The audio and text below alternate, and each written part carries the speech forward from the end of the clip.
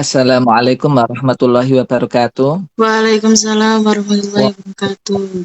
Allah wabarakatuh. Puji syukur kehadirat Allah Subhanahu wa taala yang telah memberikan kita rahmat kesehatan sehingga kita bisa berkumpul di dalam diskusi ini. Kami dari kelompok 3 akan mempresentasikan tentang macam-macam bentuk startup, pengertiannya dan struktur startup itu bagaimana. Di sini saya Abdul Rahim sebagai moderator dan ditemani sama narasumber saya. Silahkan untuk memperkenalkan diri masing-masing.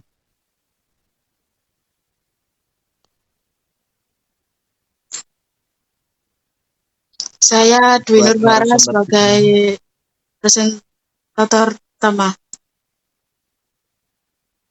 Saya Chandra Prasetya Wahyudi sebagai presentator kedua.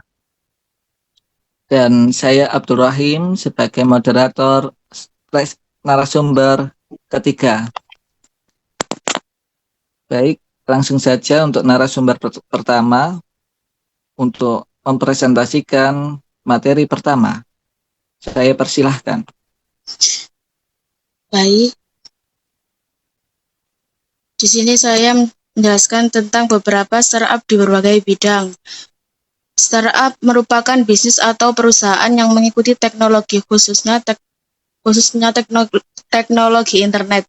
Bukan hanya itu, hampir seluruh bidang perusahaan sudah mulai bertransformasi mengikuti perkembangan teknologi dengan menerapkan teknologi internet atau sistem online. Berikut ini bidang yang mengikuti tren dengan memanfaatkan teknologi internet.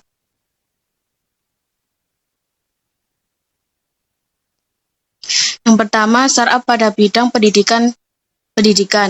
Pendidikan adalah kunci kemajuan suatu negara. Saat ini banyak startup pendidikan yang memanfaatkan teknologi untuk meningkatkan kualitas belajar. Di Indonesia, beberapa startup pendidikan yang populer antara lain ada Ruang Guru, Indonesia X, Haruka Edu, Arkademi, Zenius, Kuiper. Beberapa di antaranya bahkan masuk dalam 30 besar startup pendidikan dunia, menunjukkan potensi besar di sektor ini. Yang kedua, startup di bidang transportasi. Startup transportasi memanfaatkan teknologi untuk mempermudah pemesanan layanan dan merevolusi sistem transportasi. Dulu, transportasi umumnya di Indonesia hanya berupa bus, kereta, dan ojek konvensional yang dipesan secara langsung. Namun, kini hadir berbagai startup transportasi berbasis aplikasi seperti Gojek dan Grab. Platform ini mempermudah mobilitas masyarakat dan mengubah cara orang berpergian di Indonesia.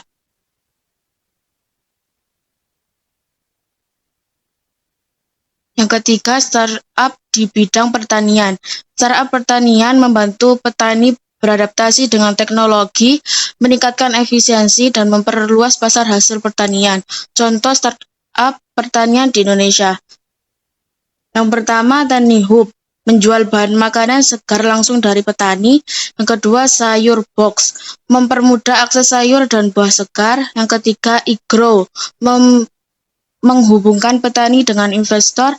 Yang keempat, Eragano, solusi pertanian digital. Yang kelima, Habibi Garden, teknologi pintar untuk pertanian. Startup ini membantu petani dari proses produksi hingga pemasaran hasil pertanian secara lebih modern dan efisien. Selanjutnya diteruskan oleh Mas Chandra. Baik, saya akan melanjutkan. Yang keempat, startup di bidang asuransi. Industri asuransi kini semakin berkembang dengan hadirnya layanan berbasis teknologi. Startup asuransi memudahkan masyarakat dalam membeli dan mengelola polis secara online. Beberapa startup asuransi di Indonesia seperti Koala, Pasar Polis, Livepel, Future Ready, Wow Premi, dan Raja Premi. Mereka menawarkan berbagai asuransi seperti kendaraan, rumah, dan kecelakaan pribadi. Kemudian yang kelima, startup di bidang keuangan atau fintech. Contoh dompet digital dan pinjaman online meliputi Akulaku, OVO Dana, Link Aja. Contoh startup investasi dan pendanaan meliputi Investri, Amarta, Bareksa, dan Bibit. Fintech memberikan kemudahan transaksi dan edukasi keuangan bagi masyarakat. Dengan pengawasan dari Otoritas Jasa Keuangan atau OJK untuk memastikan keamanan dan legalitas. Kemudian yang keenam, startup di bidang kesehatan. Startup kesehatan hadir untuk memberikan layanan medis lebih mudah dan cepat, termasuk konsultasi online dengan dokter. Beberapa startup kesehatan di Indonesia, contohnya Halodoc, dokter.id, dan Klik Dokter. Aplikasi ini membantu masyarakat mendapatkan informasi kesehatan, membeli obat, dan berkonsultasi dengan dokter langsung dari smartphone. Kemudian yang ketujuh, startup di bidang e-commerce. E-commerce adalah proses jual beli barang atau jasa secara elektronik melalui internet. Dengan ini, transaksi bisnis menjadi lebih mudah dan efisien, baik antara konsumen maupun antar perusahaan. Beberapa contoh startup e-commerce di Indonesia, contohnya Tokopedia, Bukalapak, Shopee, Blibli, dan Lazada. Kemudian yang ke-8, startup di bidang logistik dan ekspedisi. Perkembangan e-commerce mendorong pertumbuhan layanan ekspedisi yang mempermudah pengiriman barang ke seluruh Indonesia. Semakin banyak masyarakat yang berbelanja online, semakin besar peran startup logistik dalam memastikan barang sampai dengan cepat dan aman. Contohnya yang ada di Indonesia meliputi Antaraja, Deliver, dan JNT Express. Startup di bidang ini membantu mempercepat distribusi barang dan efisiensi pengiriman baik untuk bisnis maupun konsumen. Baik, selanjutnya bisa diteruskan oleh Mas Rohim. Baik, saya akan melanjutkan. Yang ke-9 ada startup pada bidang hukum. Di bidang hukum, startup di bidang hukum hadir untuk memberikan kemudahan akses informasi serta layanan hukum secara online. Beberapa startup ini menyediakan informasi hukum seperti konsultasi hingga layanan pendaftaran dokumen dan perizinan. Berikut beberapa startup hukum di Indonesia seperti Lawbel, Eklis, Legalku, Kontrak Hukum, Privai ID. Dengan adanya startup ini, masyarakat bisa lebih mudah mengakses layanan hukum tanpa harus datang langsung ke kantor pengacara atau notaris.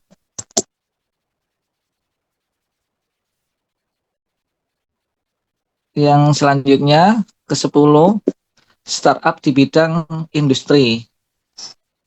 Startup di bidang industri adalah perusahaan rintisan yang mengembangkan teknologi untuk meningkatkan efisiensi dan daya saing sektor industri.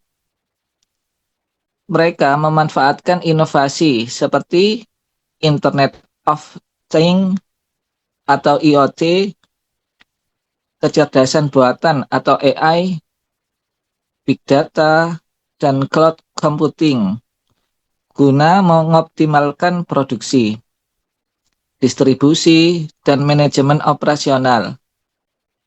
Sistem startup industri, sistem ini mencakup beberapa komponen utama seperti startup industri atau pengguna, tim, pengembangan, teknik, perancangan, dan database sistem.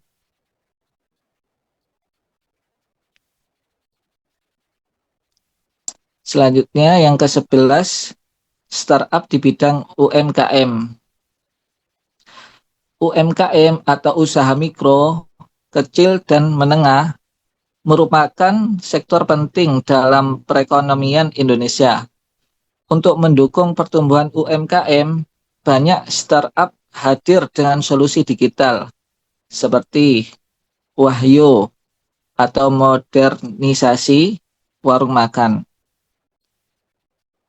Kedua, warung pintar atau fokus pada warung kelontong. Serta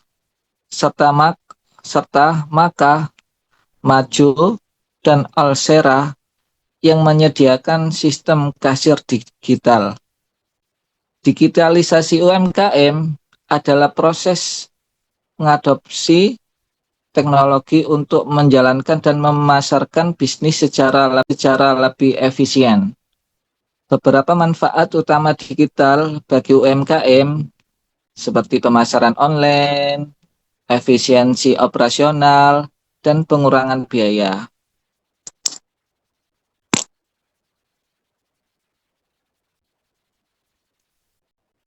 Selanjutnya, yang ke-12, startup di bidang fintech. Startup di bidang fintech adalah inovasi di sektor keuangan yang menggunakan teknologi untuk mempermudah transaksi, seperti investasi dan pinjaman, hingga pembayaran digital. Dengan hadirnya fintech, masyarakat bisa mengakses layanan keuangan dengan lebih cepat, aman, dan efisien, tanpa harus bergantung pada bank konvensional. Berikut jenis-jenis fintech. Yang pertama, pembayaran digital. Kedua, P2P, lending atau pinjol. Yang ketiga, crowdfunding. Yang keempat, inovasi keuangan digital atau IKD.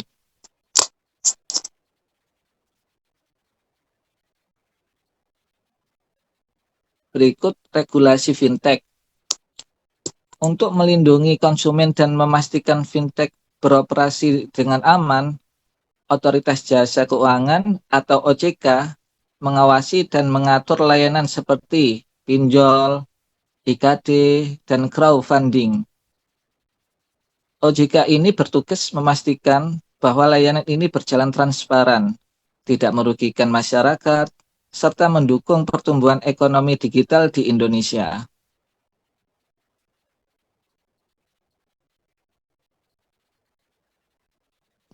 Baik, itu tadi presentasi dari kelompok 3. Jika ada kekurangan, mohon maaf.